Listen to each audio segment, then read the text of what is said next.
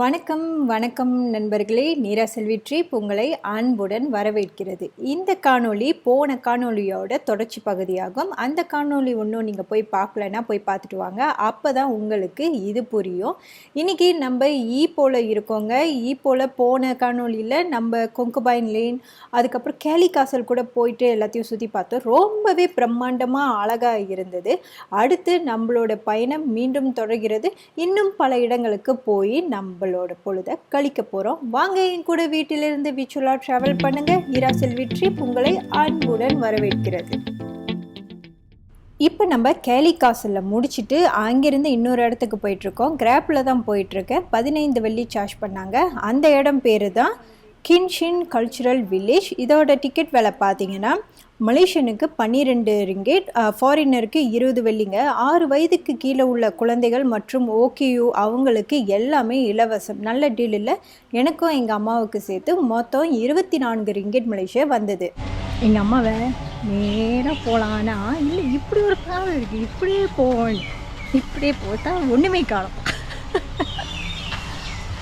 Wow, எவ்வளோ அழகாக இருக்குது பாருங்கள். அந்த காலையிலே இந்த பறவைகள்லாம் கீச் கீச்சுன்ற சத்தத்தோட இந்த அழகை ரசிக்கிறப்ப அது ஒரு தனி ஃபீலிங்ஸுங்க. அதெல்லாம் வார்த்தையால் விவரிக்க முடியாது. இந்த மாதிரி சைக்கிள்லாம் இருக்குது. இந்த மாதிரி சைக்கிளை நான் எடுத்தேன்னா நான் மட்டும்தான் ஓட்டணும் போல், எங்கள் அம்மா ஓட்ட மாட்டாங்க. நல்லா இருக்கு. அம்மா ஓட்டலாமா?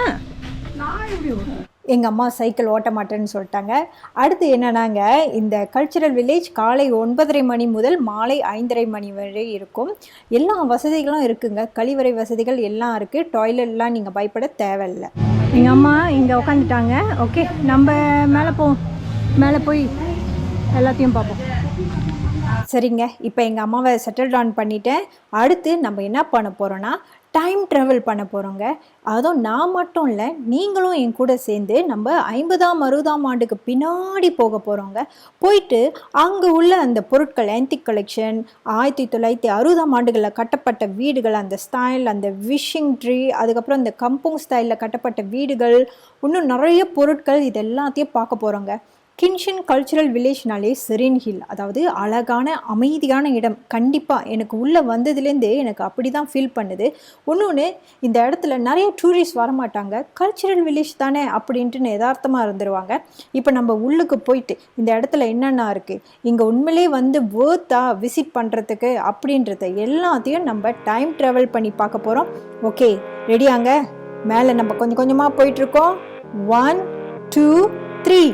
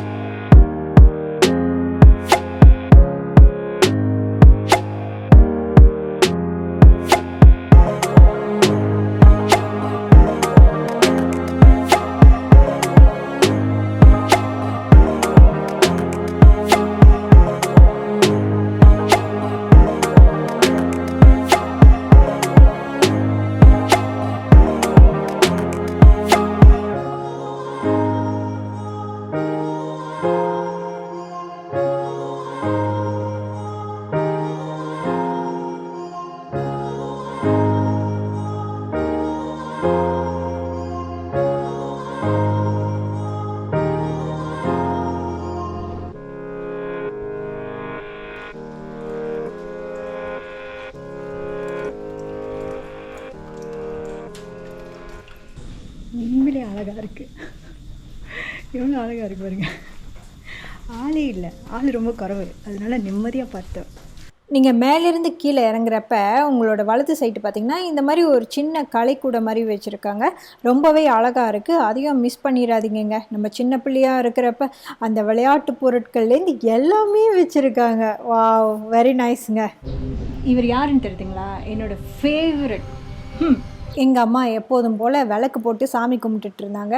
அடுத்து கீழே நீங்கள் பார்த்தீங்கன்னா இந்த மாதிரி பழைய பொருட்கள் நிறைய இருந்ததுங்க.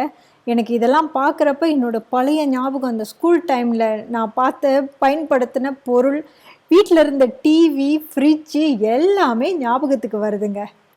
அடுத்து வெளியே இந்த மாதிரி விசாலமான மீன் குளங்கள் நிறையாவே இருக்குது. மீனுக்கு போடுற தீனி பக்கத்துலேயே விற்பாங்க. நீங்கள் காசு கொடுத்து வாங்கிட்டு அதுங்களுக்கு தீனி போடலாங்க. எல்லாம் பெரிய பெரிய மீன் பாருங்களேன் எவ்வளோ பெருசாக இருக்குன்ட்டுன்னு. அதுக்கப்புறம் நீங்கள் அப்படியே எல்லாத்தையும் சுற்றி நடந்து பார்க்கலாங்க. நிறைய பேர் பார்த்திங்கன்னா சைக்கிள் எடுத்து அப்படியே சுற்றிட்டு இருப்பாங்க. ஏன்னா இடம் பெருசு இல்லை. என்னை பொறுத்த வரைக்கும் நீங்கள் நடந்து அப்படியே சுற்றி பார்க்கலாம். ரொம்பவே நல்லாயிருக்கும். எங்கள் அம்மாவுக்கு இதுக்கு உள்ளே வர்றதுக்கு முன்னாடி அவ்வளோவா இஷ்டம் இல்லை. ஆனால் உள்ளுக்கு வந்துட்டோன்னே அவங்களுக்கு ரொம்பவே பிடிச்சி போச்சு. ரொம்ப நல்லா இருக்குன்னு சொன்னாங்க. அழகாக இருக்குது. அப்படியே மெதுவாக நடந்துட்டு அங்கங்கே அவங்களால நடக்க முடியலன்னா உட்காரத்துக்கு அங்கேயே நாற்காலிங்கெலாம் செஞ்சு வச்சுருக்காங்க. நான் எடுத்துகிட்டு வந்த நாற்காலி கூட திறக்க தேவையே இல்லை. அங்கே உட்காந்து ரெஸ்ட் பண்ணிவிட்டு அதுக்கப்புறம் திரும்ப அப்படியே ஒரு சுற்றிட்டோங்க. ரொம்ப நல்லா இருக்குது. வயசானவங்க யார் வேணாலும் வரலாம், பயப்பட தேவையே இல்லைங்க. இடம்லாம் உட்காரத்துக்கு வசதியாக செஞ்சு வச்சுருக்காங்க.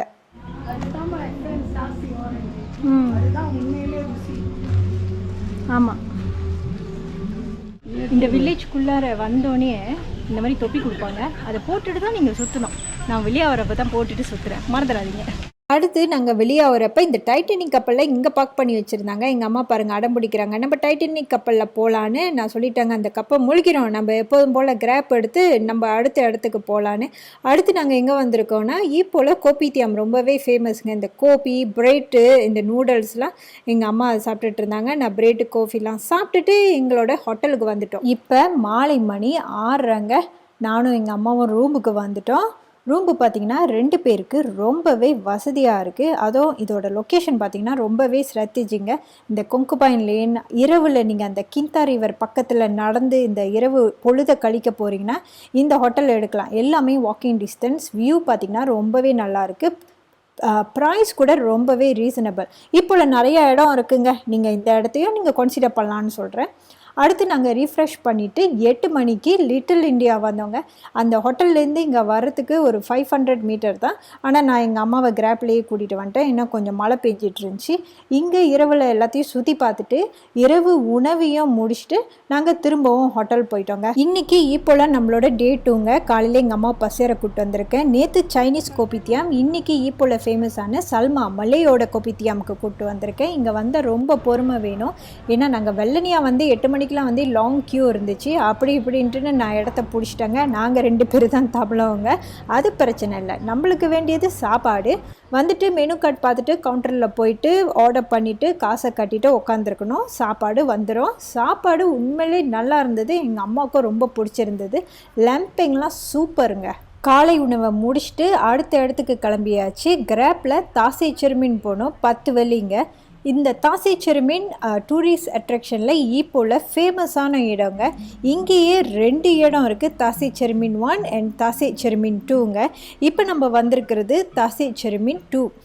மீரர் லேக்னு சொல்லுவாங்க, கண்ணாடி ஏரிங்க.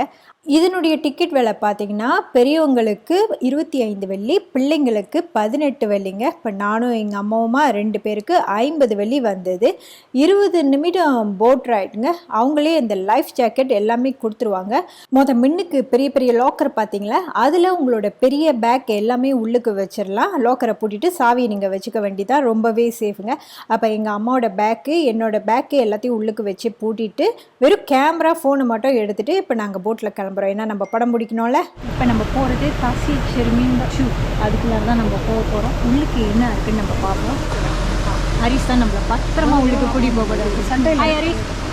Hi guys, before we go inside, make sure you guys please mind your head lah. அந்த காலத்தில் இந்த இடம் ஒரு குவாரிங்க. இந்த எபர்டன் குவாரி 65 ஏக்கர் நிலத்தை எடுத்து கவர்மெண்ட் இப்போ ஒரு அழகான டூரிஸ்ட் இடமா மாற்றி வச்சுருக்காங்க. உண்மையிலே இது ஒரு சக்ஸஸ்ஃபுல்லான ப்ராஜெக்ட்ங்க. வெளிநாட்டிலேருந்தும் நிறைய பேர் டூரிஸ்ட்ங்க இந்த மிரர் லேக் 1, 2 பார்க்கறதுக்காக வராங்க. இப்போ உங்களுக்கு ஒரு கேள்வி இருக்கும், இந்த 1க்கும் 2க்கும் என்ன டிஃப்ரென்ஸுன்னு. அது என்ன வித்தியாசம்னாங்க, ஏரியை நீங்கள் எப்படி போய் பார்க்க போகிறீங்கன்னு.